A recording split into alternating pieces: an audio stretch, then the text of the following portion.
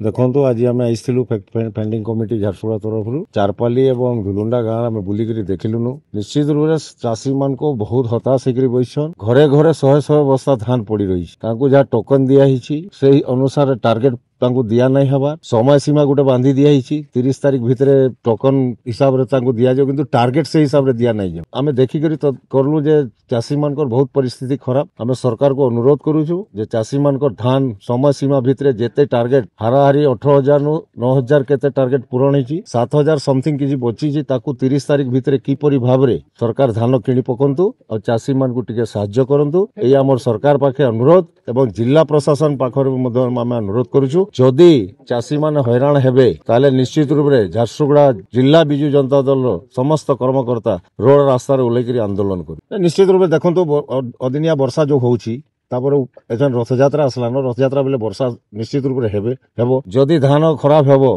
तार लगी दायी किए सरकार जिला प्रशासन चाषी तो दायी नुहे चाषी गोटे अन्नदाता है वर्ष सारा हमको पेट पोषुंट किंतु सरकार वर्ष पूरण कर उत्सव पालन करुँचा नहीं हेबार कथा चाषी प्रति ध्यान देवार कथा एवं आम अनुरोध करूँ चाषी धान शीघ्र किणी